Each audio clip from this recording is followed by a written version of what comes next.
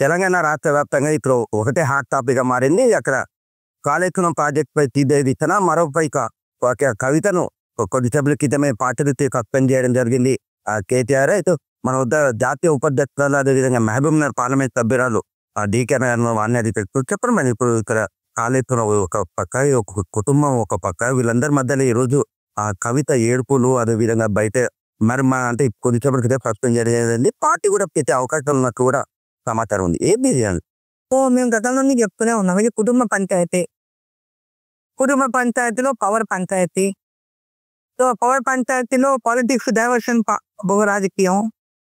So Kaleshwaram ఇష్యూని పక్కదారి పదేయం కూడా ఇది ఒక పెద్ద ఇది దాంట్లో భాగం కూడా ఇంతే ఆశ్చర్యపోనక్కర్లేదు. సో ఏవి ఏమైనా వితౌట్ కేసీఆర్ కవిత లేదు. సో ఆమె పార్టీ పెట్టాలనుకున్నా ఇంకో పెట్టాలనుకున్నా అదంతా కూడా ఆమె గుర్తింపు వచ్చిందే కేసీఆర్ వల్ల.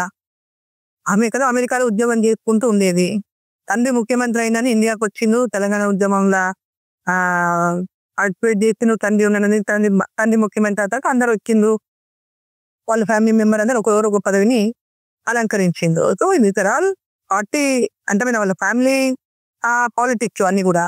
సో ఇవన్నీ పాలిటిక్స్. ఈ పాలిటిక్స్ మనం పెద్దగా తెలంగాణ ప్రజల ఆందోళన చెందాల్సింది ఏం లేదు, బాధపడాల్సింది కూడా అవుతుంది.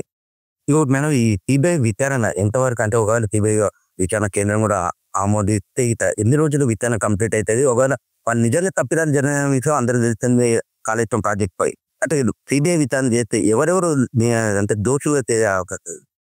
గతం నుంచి కూడా భారతీయ జనతా పార్టీ బీఆర్ఎస్ ప్రభుత్వం గవర్నమెంట్ లో ఉన్నప్పటి నుంచి కూడా ఒకటి కాళేశ్వరం వాళ్ళకి ఏటీఎం గా మారిందని గతం నుంచి కూడా మేము భారతీయ జనతా పార్టీ అంతా అనేక రకాలు చెప్పాము. సో అధికారంలోకి వస్తే ఈ అవినీతి పనులంతా ఉంటాయి. ఖచ్చితంగా అంటే వాళ్ళ అవినీతిని అంతా బయట పెడతాం. ఖచ్చితంగా అటు అవినీతి పాల్పడిన వారికి తగిన శిక్ష కూడా వేస్తాం మేము అధికారంలోకి వస్తాయని చెప్పాం. కాంగ్రెస్ పార్టీ అదే మాట చెప్పింది. కానీ కాంగ్రెస్ పార్టీ అధికారంలోకి వచ్చిన తర్వాత వారి మీద పెద్ద కాంగ్రెస్ ఫోకస్ చేయలేదు. ఒకేదో కమిటీలు అన్నారు, అవి జరిగింది అంటున్నారు, అన్ని మాట్లాడుతున్నారు, అన్ని అంటున్నారు తప్ప దాని మీద ఎలాంటి సీరియస్నెస్ లేదనేది ఇప్పుడు స్పష్టమైంది. గతంలోనే కమిషన్ వేస్తామన్నప్పుడే మేము అంటే ఆ రోజే మేము ఆక్షేపించినాం. కమిషన్ కాదు, సిబిఐ ఎంక్వైరీ చేయండి అని చెప్పినాం. సిబిఐ ఎంక్వైరీ అంటే ఈ రాష్ట్ర ప్రభుత్వం ఆ రోజు పట్టించుకోలేదు. కమిషన్ వేసిండు, కమిషన్ రిపోర్ట్ ఇచ్చింది. ఇవన్నీ అయిన తర్వాత కూడా అసెంబ్లీలో రోజంతా చర్చలు జరిపిండు. దాని తర్వాత సిబిఐకి అప్పచెప్తున్నామని అర్ధరాత్రి దాకా తర్వాత ముఖ్యమంత్రి గారు అసెంబ్లీలో ప్రకటించారు. సో దీన్ని బట్టి ఈ యొక్క బీఆర్ఎస్ పార్టీ కాళేశ్వరం పైన జరిగినటువంటి అవినీతిలో కాంగ్రెస్ ప్రభుత్వానికి, కాంగ్రెస్ పార్టీకి అంటే లోపాయికారి ఒప్పందం జరిగింది. వాళ్ళు దీనిపైన ఎలాంటి చర్యలు తీసుకోవడానికి సిద్ధంగా లేరు అనేది స్పష్టమైంది. ఇంత పెద్ద ఎత్తున ఇన్ని రోజులు కాలయాపన చేసి దాదాపు 20 నెలలు కాలయాపన చేసి మళ్ళీ ఈరోజు సిబిఐ ఎంక్వైరీ చేసి ఉంటే ఈరోజు తెలిపోయేది కదా.